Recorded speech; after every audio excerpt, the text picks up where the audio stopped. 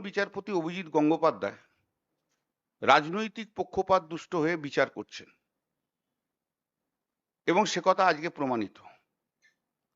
প্রমাণিত যে ওনার টার্ম শেষ হওয়ার আগে রিজাইন করে উনি ভারতীয় জনতা পার্টিতে জয়েন করতে যাচ্ছেন। দীর্ঘদিন ধরে ওনার রাজনৈতিক সংস্রব ছিল এবং তাই জন্য উনি রাজনৈতিক চিন্তা ভাবনা নিয়ে সমস্ত মামলা ডিসাইড করেছেন। ওনার যত জাজমেন্ট বা অর্ডার দিয়েছে তার 85% মামলা হয় ডিভিশন বেঞ্চ না হলে সুপ্রিম কোর্ট সেটা সাইড করে দিয়েছে। আপনারা দেখাতে পারবেন না যে উনি এই বিচার নিয়োগ দুর্নীতি ছাড়া কোনো মামলায় কোনো জাজমেন্ট দিয়েছে যে জাজমেন্ট রিপোর্টেড জাজমেন্ট হিসেবে হয়েছে। ওনার একটা জাজমেন্ট দেওয়ার, জাজমেন্ট যাকে বলে, অর্ডার নয়, জাজমেন্ট দেওয়ার যোগ্যতাই কোনোদিন ছিল না, যোগ্যতাই নেই। উনি বিচার ব্যবস্থার একটি কলঙ্ক হয়ে গেছিলেন, উনি বিচার ব্যবস্থার কলঙ্ক। উনি যেভাবে রাজনৈতিক উদ্দেশ্য নিয়ে সমস্ত করেছেন তা কোনো বিচার ব্যবস্থা কলঙ্ক। এর আগেও আমি বলেছি, প্রেসেও বলেছি যে উনি কলকাতা হাইকোর্টের ডিগনিটিকে নষ্ট করেছেন। এমন সব প্রেস কনফারেন্স করেছেন তাতে উনি কলকাতা হাইকোর্টের ডিগনিটিকেও নষ্ট করেছে। এই প্রথম বোধহয় কোনো কলকাতা হাইকোর্টের থেকে কোনো মামলাতে অভিজিৎ গঙ্গোপাধ্যায় যে সমস্ত জাজমেন্ট দিয়েছে, হয় চিফ জাস্টিস অফ ইন্ডিয়ার বেঞ্চ তার ঘর থেকে মামলা ট্রান্সফার করেছে, না হলে বিচারপতি অনিরুদ্ধ বোস এবং আরেকজন বিচারপতি ছিল সুপ্রিম কোর্টের, তারা তার ঘর থেকে ম্যাটার ট্রান্সফার করে অন্য কোর্টে চিফ জাস্টিস ক্যালকাটা হাইকোর্টকে বলেছে যে অন্য বেঞ্চ গঠিত করে সেই মামলা শুনানি হোক। তাহলে সুপ্রিম কোর্টও জানে যে উনি কি ধরনের বিচার করেন। উনি বিচার ব্যবস্থার মধ্যে যখন বিচার করছিলেন তখন উনি যাকে তাকে যা ইচ্ছে ভাষায় কথা বলতো। পাড়ার যেমন মস্তান, পাড়ার যেমন রকবাজরা থাকে না, সেই পাড়ার মস্তান পাড়ার রকবাজদের মতো কথা বলতো। বলে এই কলারটা ধরে তুলে নিয়ে আসো, ওই গুন্ডাটাকে ধরে তুলে নিয়ে আসো। উনি জাস্টিস মহেশ্বরী, সুপ্রিম কোর্টের জজ, সুপ্রিম কোর্টের জাজের জাস্টিস মহেশ্বরীর বিরুদ্ধে কোর্টের মধ্যে বলেছিলেন, সেগুলো সমস্ত সুপ্রিম কোর্টে কিন্তু প্লেস করা আছে।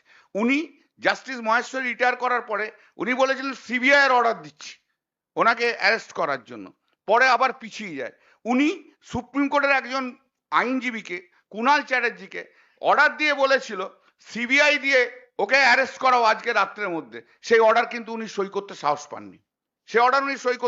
পাননি। উনি আমাদের খুব আইনজীবী হিসেবে খুব প্রসিদ্ধ আইনজীবী, আপনারা জানেন, তার নাম সারা ভারতবর্ষ জানেন, মুকুল রোদগির নামে কোর্টের মধ্যে যা ইচ্ছা ভাষায় বলেছিল। মুকুল রোদগি একবার ওনার বিরুদ্ধে বলেও ছিলেন সুপ্রিম কোর্টে, তারপর থেকে উনি থেমেই ছিলেন। কিন্তু ওনার অভ্যাসই হচ্ছে সবসময় যাকে ইচ্ছে যা ইচ্ছা কমেন্ট করা। উনি অরুণাভ ঘোষকে যা তা বলেছেন, উনি কোর্টে আমাকে যা তা বলেছেন, উনি আমাদের যে অ্যাডভোকেট জেনারেল, সেই অ্যাডভোকেট জেনারেলকে কি ভাষায় কথা বলেছিল যে জানি আপনি কার বুট পায়ে জিভ লাগিয়ে আপনি অ্যাডভোকেট জেনারেল হয়েছেন।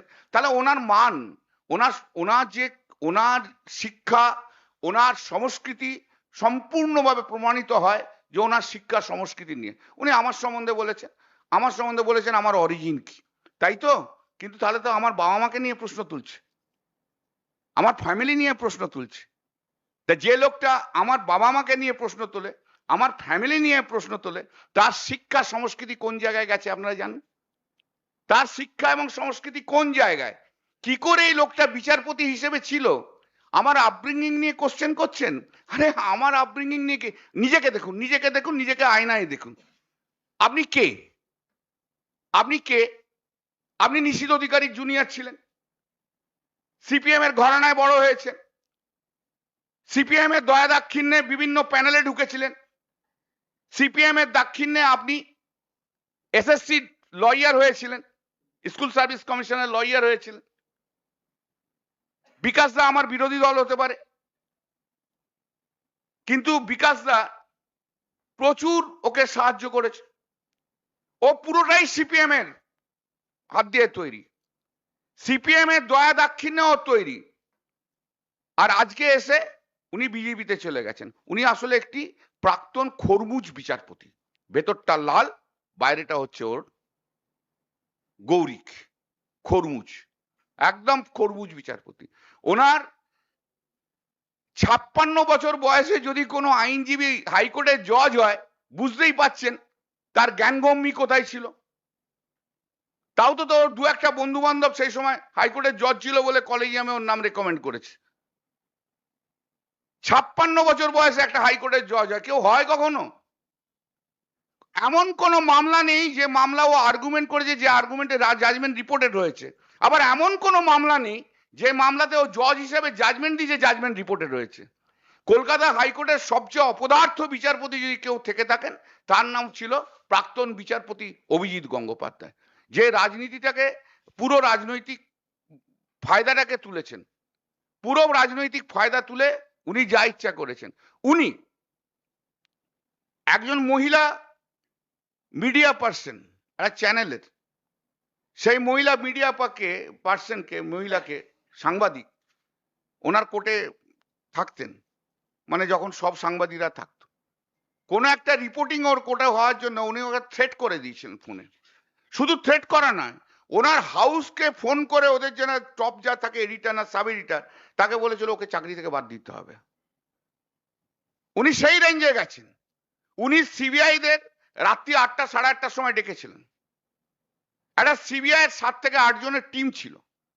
সেই 7 থেকে 8 জন টিমের মধ্যে 2 জন অফিসার ছিল যারা হাজবেন্ড অ্যান্ড ওয়াইফ। সেই হাজবেন্ড অ্যান্ড ওয়াইফকে বলেছিল মমতা ব্যানার্জিকে অ্যারেস্ট করতে হবে, মানে ওই টিমটাকে বলেছিল। তারপর বলেছিল অভিষেক ব্যানার্জিকে অ্যারেস্ট করতে হবে, এবং তারা বলেছিল যে না, আমরা আইন মতো চলবো, আপনি এইভাবে আমাদের নির্দেশ দিতে পারেন না। তারপরে উনি টেলিফোন করে, কাকে টেলিফোন করে, সেই 2 হাজবেন্ড অ্যান্ড ওয়াইফ যারা ছিল সিবিআই অফিসার, তাদেরকে ওই সিবিআই টিম থেকে তাকে বাদ দিয়ে দিয়েছিল। ওনার মর্জি মতো সবকিছু করতে হবে, ওনার মর্জি না হলে কিচ্ছু হবে না, উনি যেভাবে বলবেন সেভাবে করবেন। উনি আবার বলছি, উনি বিচার ব্যবস্থার সবচেয়ে বড় কলঙ্ক কলকাতা হাইকোর্টের ছিলেন। কলকাতা হাইকোর্টের ডিগনিটিকে উনি মাটির নিচে একদম নামিয়ে দিয়েছেন। উনি একটি 1 নম্বরের অসভ্য লোক, অভদ্র লোক। কোনো কাউকে ভদ্র ভাষায় কোর্টে কথা বলতে দিতেন না। কয়েকজন মাত্র উকিল ছিল, ওনার ঘরে কোটারি ছিল, সেই কোটারি উকিলদের শুধু মামলা শুনতো, আর কারুর কোনো মামলা শুনতো না।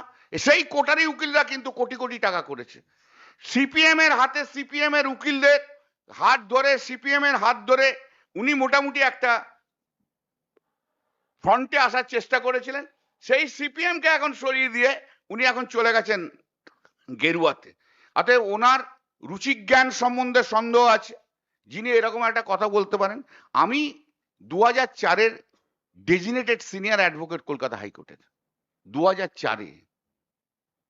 আমি 1981-তে আমি অ্যাডভোকেট হিসেবে জয়েন করেছিলাম। আর ও 2017-তে যখন জজ হয়, তার আগে পর্যন্ত সিনিয়র অ্যাডভোকেট পর্যন্ত হয়নি। কলকাতা হাইকোর্ট মনে করেনি ওকে যে ও সিনিয়র অ্যাডভোকেট হওয়ার যোগ্য, ওকে সিনিয়র অ্যাডভোকেট ডেজিনেশন পর্যন্ত দেয়নি। তো ও আমার সঙ্গে কি হচ্ছে, আমি ওকে ওপেন চ্যালেঞ্জ জানাচ্ছি, ওপেন চ্যালেঞ্জ, আসুন কোন প্ল্যাটফর্মে চলে আসুন, আইন নিয়ে ডিসকাশন হোক।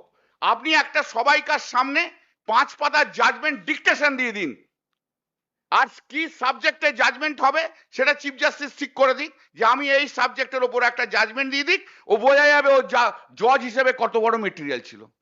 অপদার্থ জজ ছিল, অপদার্থ কিছু হালকা ম্যাটার করেছে, সিবিআই ফিবিআই করে ও ভেবেছিল একটা বিশাল বড় কিছু করেছি।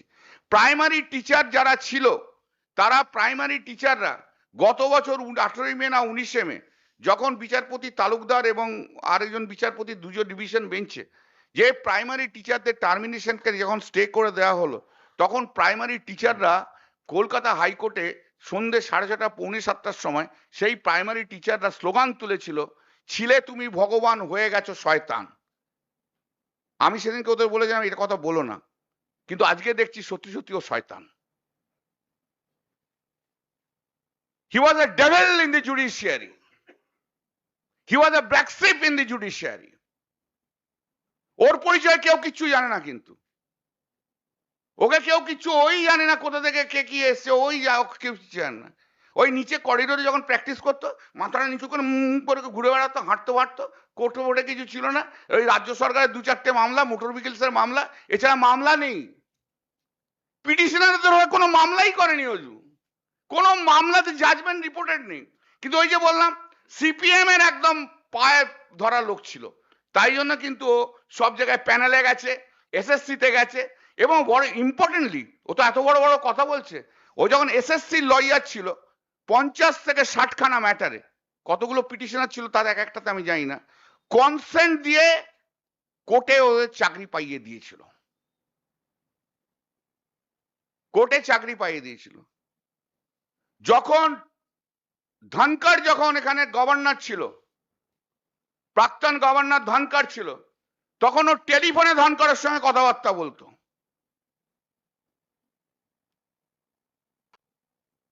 ও এখন শুভেন্দু অধিকারীর পায়ে ধরে ভারতীয় জনতা পার্টিতে গেছে, একদম শুভেন্দু অধিকারী পায়ে ড্রাইভ মেরে দিয়েছে। ও নিজের কেরিয়ার তৈরি করার জন্য শুভেন্দু অধিকারী পাটা ধরে নিয়েছে, তাই জন্য ও শুভেন্দু অধিকারীর মধ্যে ভগবান দেখতে পাচ্ছে, ওর মধ্যেই ও ভগবান দেখতে পাচ্ছে। আর শয়তান কি করে ভগবান দেখবে বলুন? শয়তান, শয়তানের চোখে যে ভগবান হয় সে তাহলে কি হতে পারে আপনারা নিজেরাই বুঝে নিন। তা ওই একটা অ্যাটাক করে, যে ও তো সবাইকে অ্যাটাক করে, আমাকে অ্যাটাক করাটা নতুনত্ব কিছু নয়। বাড়িতে চাপ, 1 মাস আগেও কার্ল মার্কসের ছবি টাঙানো ছিল, এখন দেখবেন যেন হয়তো কার্ল মার্কসের ছবি সরিয়ে দিয়ে নরেন্দ্র মোদীর ছবি টাঙিয়ে বসে আছে। ওর বউ কেন ওকে ছেড়ে দিয়ে চলে গেছিল?